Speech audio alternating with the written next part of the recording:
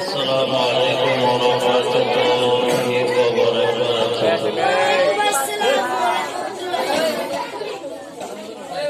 نحمده ونستعينه ونستغفره ونؤمن به ونتوكل عليه ونعوذ بالله من شرور أنفسنا ومن سيئات أعمالنا.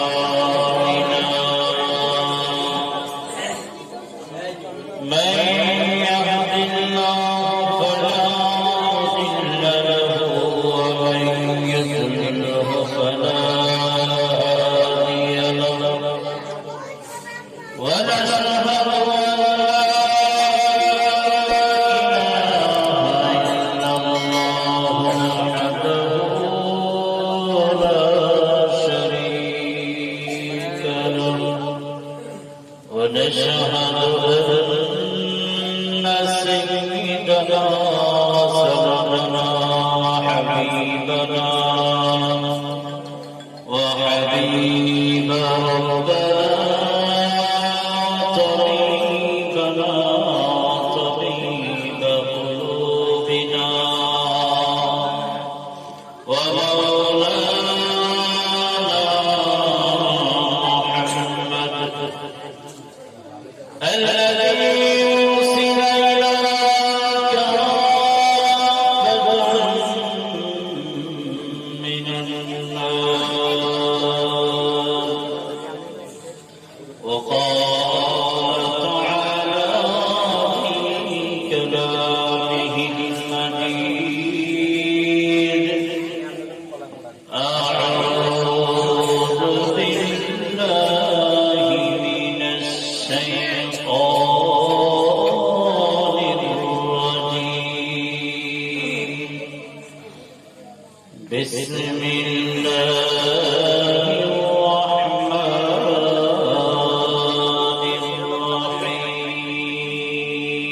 الرحيم. أم حسبتم أن تدخلوا الجنة ولما يعلم الله الذين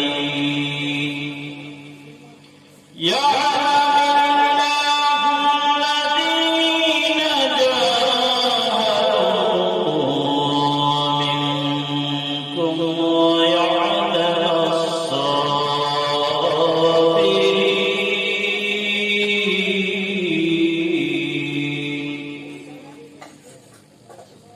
وقال رسول الله صلى الله عليه وسلم: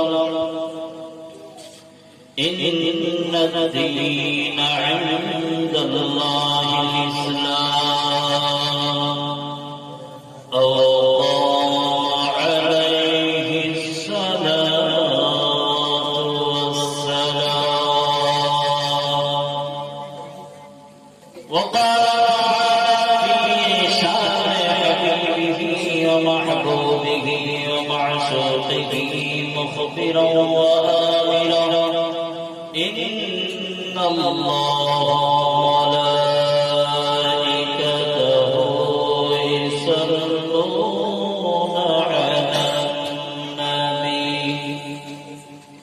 সবাই বলতেই দেখেন আল্লাহুম্মা সাল্লি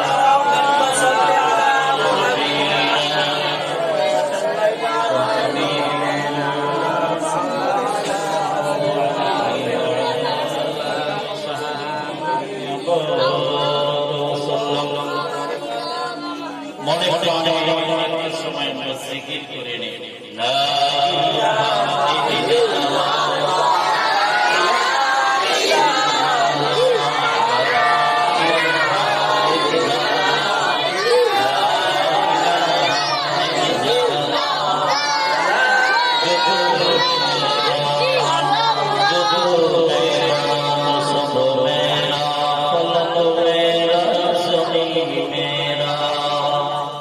जो तू मेरा सब मेरा मेरा सभी मेरा अगर तू नहीं मेरा तो कोई सही नहीं मेरा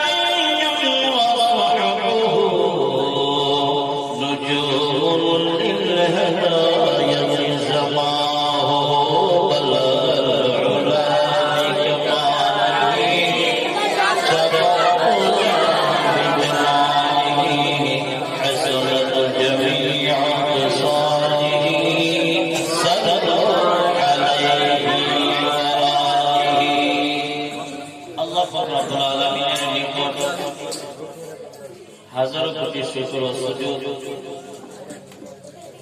যে আমাদের একটি মহতি জলসায় উপস্থিত হওয়ার মতো তৌফিক দিয়েছেন। এই জলসায় উপস্থিত রয়েছে জামাল কওমি মাদ্রাসার সম্মানিত উস্তাদ দারুল ইমাম হযরত মাওলানা মুফতি নুরুদ্দিন সাহেব জামাল বরকাতুহু আলিয়া। আরো উপস্থিত আছে বড় মনের মানুষ, খুবই স্নেহভাজন বন্ধুবর জনাব হযরত জনাব নাসির সাহেব। আরো উপস্থিত রয়েছে সম্মানিত অত্র প্রতিষ্ঠানের কাফিয়া বিভাগের ছাত্র মোহাম্মদ ইউনুস পরিচালক হিসেবে আছেন। আরো উপস্থিত রয়েছেন আমার সামনে আজিজ তালাবে ইজাম জামালুল কোরআন কওমি মাদ্রাসায় ইলমুন নশর ইলমে দ্বীন আহমদ ইচ্ছা নবীন প্রবীণ তাওকে তাজা পান বিপ্রবিতর ইজাম। দুনিয়াতে অন্ধকার নেমে আসছে, দুনিয়ার ভিতরে যেদিকে থাকা শুধু স্লোগান একটাই, মুসলমান হওয়া, খ্রিস্টবাদ ধর্ম, ইহুদিবাদ ধর্ম, লেনিন ধর্ম, কার্ল মার্ক্সের বানানো সেই ধর্ম কে তারা প্রতিষ্ঠিত করতে চাইতেছে। আমরা বর্তমানে শান্তিতে নয়, আমরা খুবই অস্থিরতার ভিতরে জীবন যাপন করছি। আমরা ইতিমধ্যে আপনারা দেখেছেন পুরো বাংলাদেশের ভিতরে উলামায়ে দেওবন্দকে হাক্কানি উলামায়ে কেরাম বলতে যাদেরকে আমরা চিনি তাদেরকে নিয়ে এক দুশ্চরিত্রবান গ্রুপ তারা গালিবাজি বকাবাজি এ দেশ থেকে উৎখাত করা, মৌলবীদেরকে এই দেশ থেকে উৎখাত করে দেওয়ার জন্য ষড়যন্ত্র লিপ্ত হয়ে গেছে। ঠিক না ঠিক? কি আলোচনা করব? বানাপ্রান্ত হৃদয়কে বুকের ভিতরে কষ্ট নিয়ে অস্ত্র সিক্ত হয়ে আজকে তোমাদের সামনে দুই একটি কথা বলার জন্য দাঁড়িয়েছি।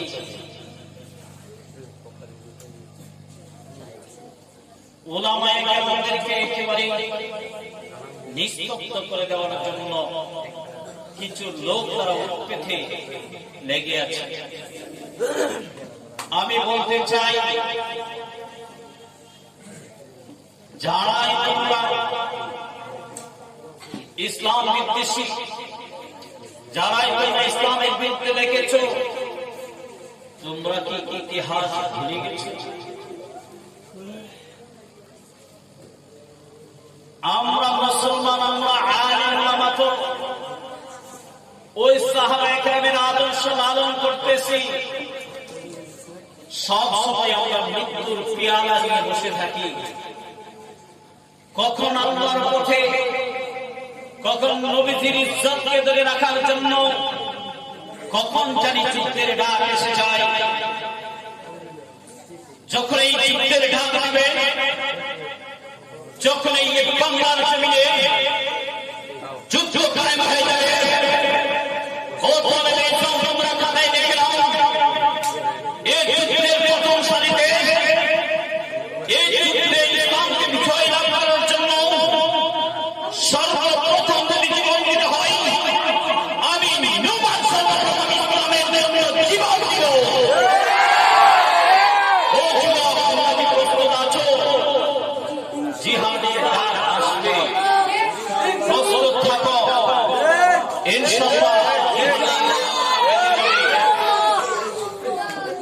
ঠিক আছে, ইসলামের জন্য যদি জীবন দিতে হয় দিব, তবু ইসলামকে বাংলার জমিনে প্রতিষ্ঠিত করে ছাড়ব ইনশাআল্লাহ। জয় হোক। ইসলাম বিদ্বেষীরা তারা যে উলামায়ে কেরামদেরকে নিয়ে এত কটাক্ষ ভাষায় গালিগালাজ করে, আমি বলতে চাই, ও ছাত্রলীগের সভাপতি, ও যুবলীগ কর্নেওয়ালা নেতা, তুমি ভাষণ দিতেছ রাজপথে, তোমরা যদি মাঠে নামো তোমাদের হাতে আমরা নিষ্পেষিত হয়ে যাব। আরে চেয়ারে বসে অনেক কিছুই বলা যায়, মাঠে আসুন, প্রশাসন রেখে আসুন, পুলিশ বাহিনী রেখে আসুন, সরকারের ক্যাডারদেরকে রেখে আসুন, আমরাও মাঠে নামবো, আপনারাও যুবরাজরা মাঠে নামবেন। আমাদের ভিতরে আছে ঈমানের শক্তি, আর তোমাদের ভিতরে আছে সেই রাজাকারদের শক্তি, তোমাদের ভিতরে আছে রাজাকুলি শক্তি। সেই ঈমানের শক্তির সঙ্গে তোমরা তো তান্ত্রিক আইনে এগিয়ে যাবে। ইতিহাস, তোমরা কি ইতিহাস ভুলে গেছো? মুসলমান তো সংখ্যার বিশ্বাসী নয়, মুসলমান তো জনগণের বিশ্বাসী নয়, মুসলমান তো অস্ত্রের বিশ্বাসী নয়, মুসলমান তো অস্ত্র সবসময় সজ্জিত হয়ে অস্ত্রের পোশাক পরিধান করার মতো বিশ্বাসী নয়। বদরের যুদ্ধে 1000 কাফেরের বিরুদ্ধে 113 জন সাহাবায়ে কেরাম যুদ্ধ করে বিজয় এনে দিয়েছিল। আমরা তো তাদের সৈনিক, আমরা তো তাদের বংশধর, আমরা তো সেই সাহাবায়ে কেরামের আদর্শ বুকে লালন করতেছি। আমাদেরকে ভয় দেখিয়ে কোনো লাভ নেই। আমরা তো আল্লাহর উপর বিশ্বাসী। আল্লাহ কি না করতে পারে? আমরা তো আল্লাহর পথে আছি। আমরা তো তোমাদের সাথে ঝগড়া করতে চাই না। আমরা তো তোমাদের বিরুদ্ধে লাগি নাই। আমরা সত্য কথা বললেই তোমাদের গা জ্বলে ওঠে। আমরা সত্য কথা বললেই তোমরা বিচ্ছুর মতো শুধু বের হয়ে আসো। ঘটনাটা কোথায়? বুঝতে হবে সেই কাউলা চোরার ঘটনার মতো হয়ে গেছে।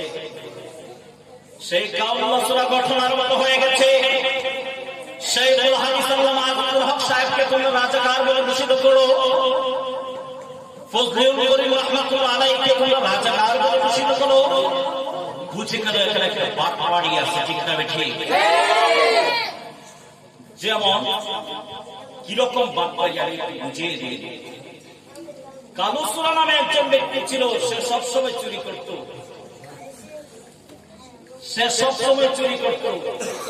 একদিন সে এক লোক দিয়ে বাজারে হাঁটতেছে, হঠাৎ থেকে এক দোকানদার ওয়ালা দোকানের টাকা বলতেছে। কাল্লা চোরা বলল কি, ও মিয়া প্রকাশ্যে টাকা বলতেছো? কাল্লা চোরা দেখলে তো নিয়ে যাবে। তখন সে বলে, আমার সামনে থেকে কেমনে নিয়ে যাইবে? আসলে সে যে কাউলা চোরা সে চেনে নাই।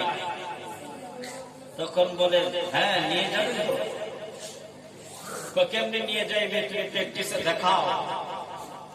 তখন সে কাউলা চোরা বলে, এভাবে এসে আপনার সামনে বসবে, বসার পরে টাকাটি গণবে, গনার পরে পকেটে ঢুকাবে, ঢুকানোর পরে আপনার দোকান থেকে যে আমি বের হইতেছি এভাবে বের হবে, এরপরে দেখেন আমি ধর করতেছি এভাবে ধর দেবে।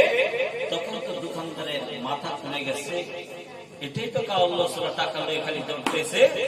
তখন সে চিল্লানি শুরু করে দিল, এই সবাই আসো, আমার টাকা নিয়ে যাচ্ছে কাউলা চোরা। কাউলা চোরা ধরতে ধরতে এক রোডের চিপায় ঢুকে গেছে। যখন অনেক মানুষ এসে জড়িত হয়ে গেছে, তখন কাউলা চোরা এই গ্রুপের ভিতরে ঢুকে গেছে। সেও স্লোগান দিচ্ছে, কাউলা চোরাকে ধরো। আজকে বর্তমান প্রেক্ষাপটটাই বলে, যারা মূলত রাজাকার, যারা মূলত মৌলবাদী, যারা মূলত জঙ্গিবাদ, যারা মূলত সন্ত্রাসীবাদ কাজ করা, তারা উলামায়ে কেরামদেরকে সন্ত্রাসীবাদ করার জন্য বলতেছে, তারা উলামায়ে কেরামদেরকে জঙ্গি বলে। আমি বলতে চাই, তোমরাই মূলত জঙ্গিবাদ, তোমরাই সন্ত্রাসবাদ, তোমরাই চুরি ডাকাতিবাদ, তোমরাই বাংলাদেশের ভিতরে অশান্তি দাঁড়িয়ে আছে।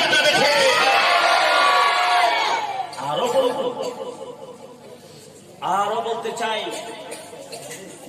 আমাদের প্রাইম মিনিস্টার শেখ হাসিনা, আপনি কোন বংশের? শেখ বংশে। আপনার বাবা ছিল একজন বীর মুক্তিযোদ্ধা। আপনার বাবা সেই রক্তঝরা ভাষণে বলেছিল যে বাংলার মানুষ আর কতদিন পাকিস্তানদের হায়দার বাহিনীদের, কখন এই বাংলাদেশ পাকিস্তানি হায়দার বাহিনীদের থেকে মুক্তি পাবে? আর ঘরে বসে থাকার সময় নয়, প্রয়োজন হলে রক্ত দিব, তবু এই বাংলার মাঝে স্বাধীন করে যাব। এই স্লোগান আমরা তো ভুলি নাই, সে স্লোগান আমরা ভুলি নাই, সে বীর মুক্তিযোদ্ধা শেখ মুজিবের কথা আমরা ভুলি নাই। আজকেও হৃদয়ে গভীরতা থেকে আমরা তার জন্য দোয়া করে আসছি। আমি বলতে চাই, জননেত্রী শেখ হাসিনা, আপনি সবার দায়িত্ব নিয়েছেন। আপনাকে আমি লক্ষ্য করে বলতে চাই, আপনার বাবা এই বাংলার মানুষের জন্য ইতিহাস হয়ে আছে।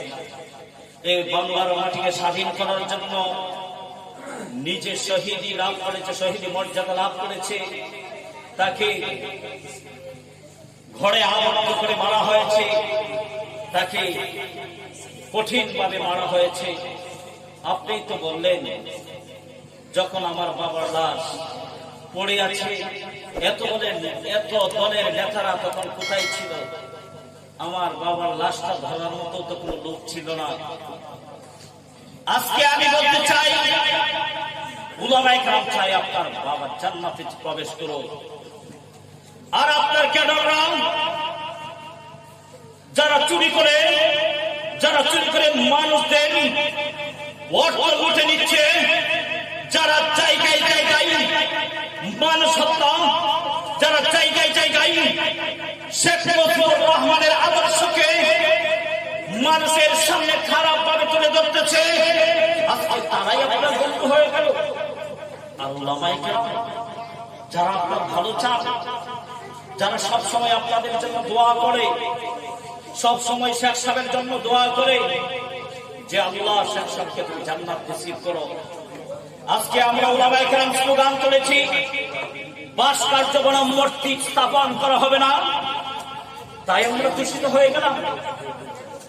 ওই যুবলীগ, ওই ছাত্রলীগ, তোমরা করোনাকালীন সময়ে কোথায় ছিলা?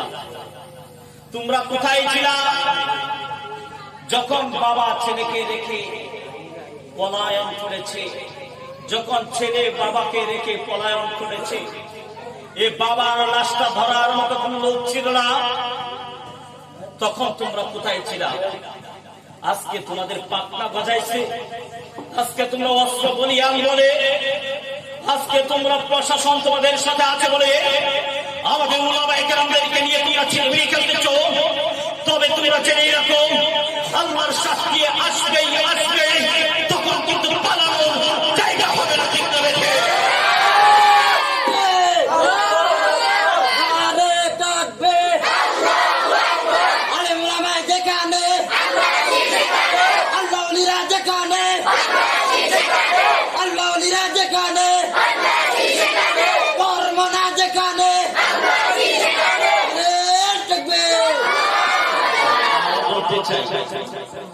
তোমরা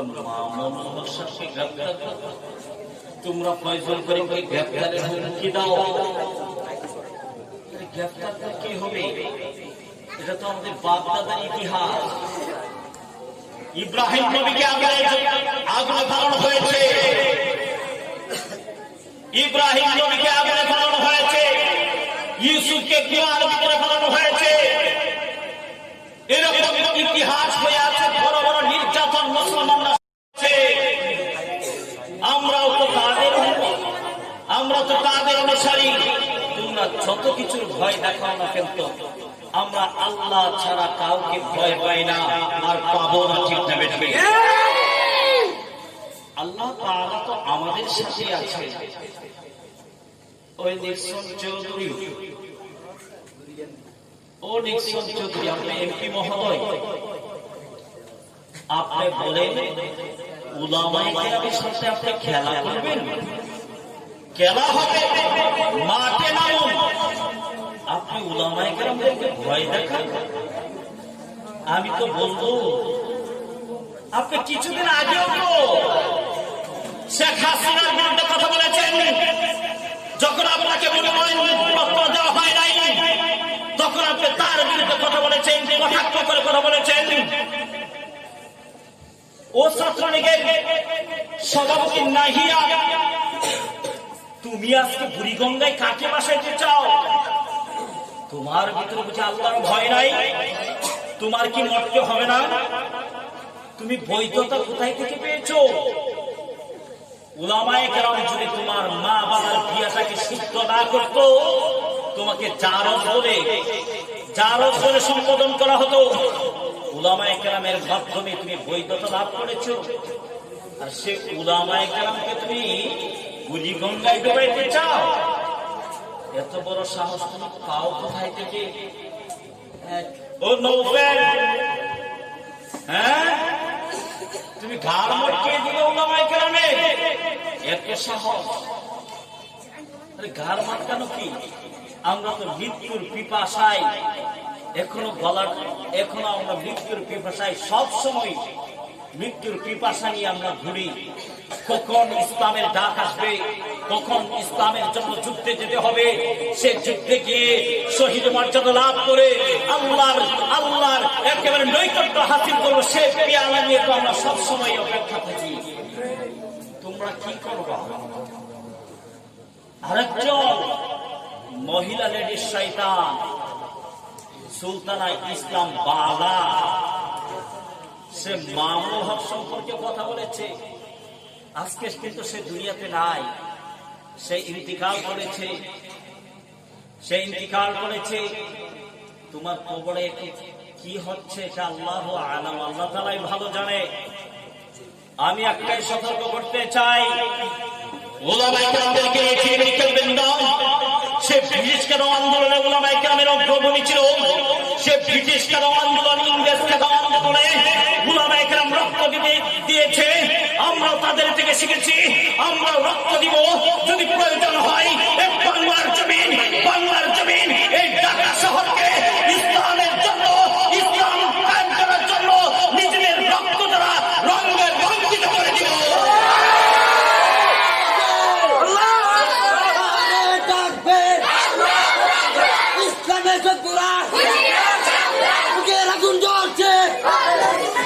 স্লোগান চলবে। কাকে তোমরা ভয় দেখো? একজন আল্লাহর ওলি।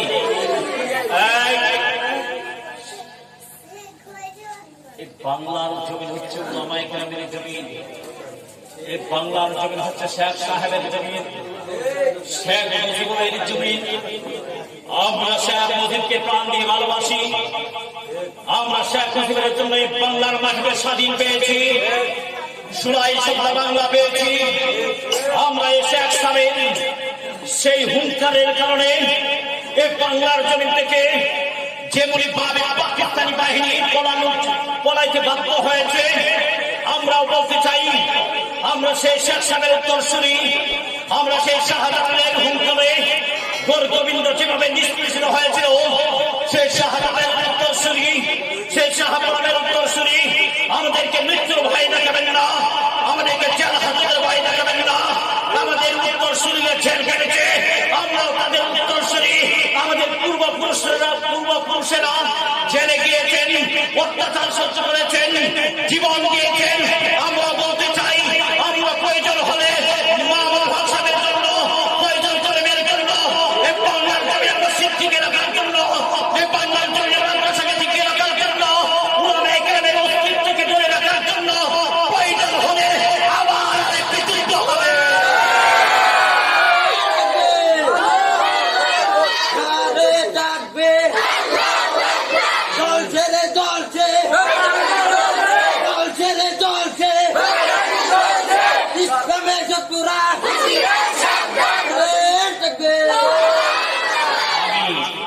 সময় বেশি বলা শেষ করে ফেলবো। বুকের ভিতরে অনেক কথা জমে আছে, কেমন জানি দাও দাও করছে পুরো পৃথিবীর ভিতরে। তোমরা শেখ মুজিবের অসম্মানী করতে চাও, সে ভাস্কর্য ভেঙেও তোমরা অসম্মানী করতে চাও। তোমরা সেই রাশিয়ার দিকে তাকাও, ভাস্কর্যকে তারা সমুদ্রে নিক্ষেপ করেছে, বুক ভরে কান্না আছে। সেই সব মুজিবুর রহমান, এ বাংলার জনক, এ বাংলার সকলের প্রাণের স্পন্দন, সেই মরহুম শেখ মুজিবুর রহমানকে নিয়ে তোমরা যে ছিনিমিনি খেলতেছ, যে ভাস্কর্য বানানোর জন্য তোমরা উৎপেতে আছো, আমি বলতে চাই তোমরা কি ওনার কবরের ভিতরে একটু শান্তি দিবা না? উনি তো মানুষের জন্য, তোমার জন্য, বাংলার জমিনকে টিকিয়ে রাখার জন্য তিনি তো নিজের প্রাণটাই বিলীন করে দিয়েছে। ও কেদাররা, তোমরা কি তাকে কবরের ভিতরেও শান্তি দিবা না? আমি বলতে চাই জননেত্রী শেখ হাসিনা, আপনাকে লক্ষ্য করে বলতে চাই, আপনার তো বাবা, কাহারও পরিচয় লাগুক না লাগুক, আপনার তো যখন এই রাত্রে ঘুমাতে চান, সে বাবার ছবিটা ভেসে উঠে। আপনি যখন এই আপনার সম্মুখে কেউ বাবা বলে ডাকে, আপনার কষ্ট লাগে। আমার তো বাবা নাই, আমার তো মা নাই। আমি আপনাকে লক্ষ্য করে বলছি, আপনিও বাঁচবেন না, আমিও বাঁচব না, কেউ এই পৃথিবীতে থাকতে পারবে না। একদিন এই নশ্বর জগৎ ছেড়ে পরজগতে পাড়ি জমাতে হবে। এই জগৎটা তো 100 বছরের, এই জগৎটা তো হায়াতি জিন্দিগি আপনি 100 পেলেন, আপনি 200 বছরে পেলেন, কিন্তু আপনার তো জীবন কাটাতে হবে সেই অন্ধকার কবরে।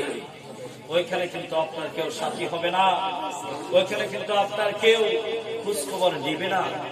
আজকে যারাই লাফাচ্ছে, ফুল দেবে, দোয়া করবে, আরে ভাই দোয়াটাও তো করতে হলে উলামায়ে কেরাম লাগে। খতম পড়াবেন, সে খতম পড়তে হলে তলারা ইজাম লাগে, হাফেজ সাহাবরা লাগে। আপনি জানাজা পড়াবেন, জানাজার জন্য তো উলামায়ে কেরাম প্রয়োজন। তবে উলামায়ে কেরামকে নিয়ে এত চুলকায় কেন আপনাদের? এত চুলকায় কেন? আমি বলতে চাই, দায়িত্বহীন ভাষায় বলতে চাই, আল্লাহ পাক রব্বুল আলামিন যেন ওই সকল নাস্তিক মুরতাদদেরকে হেদায়েত দিয়ে দেন। যদি কপালে হেদায়েত না থাকে, ওরা যেন ওদেরকে যেন আল্লাহ পাক রব্বুল আলামিন ধ্বংস করে দেন। আর আলোচনা বাড়াবো না, তবে একটাই জেনে রাখতে হবে, তবে একটা কথাই আমাদের যেখানে লালন করতে হবে, আমরা হলাম বীর শহীদ, আমরা হলাম সে আলীর বংশধর, আমরা হলাম সে উসমানের বংশধর, আমরা হলাম সে আবু বকরের উত্তরসূরি, আমরা হলাম সেই বীর খালেদের অনুসারী, আমরা হলাম সেই ওমরের অনুসারী, আমরা হলাম সেই সাহাবায়ে কেরামের অনুসারী, আমরা হলাম শাইখুল হিন্দের মাহমুদুল হাসান দেহলভির অনুসারী, আমরা হলাম মুহাদ্দিসের দেহলভির উত্তরসূরি, আমরা হলাম ফজলুল করিমের উত্তরসূরি, আমরা হলাম আল্লামা শাইখুল হাদিসের উত্তরসূরি, আমরা হলাম এই বাংলার জমিনে 360 আলেমের আগমন ঘটেছে, তাদের উত্তরসূরি। কোন ভয় পাওয়ার কোনো কিছু নাই। ওই সকল নাস্তিকদের বিরুদ্ধে আমরা সবসময় সোচ্চার থাকবো। আর ইসলামের বিরুদ্ধে যদি যুদ্ধের ডাক এসে যায়, আমরা সদা সর্বদাই প্রস্তুত আছি। ঠিক না বেঠিক? ওয়া আখির দাওয়ানা আলহামদুলিল্লাহি রাব্বিল আলামিন।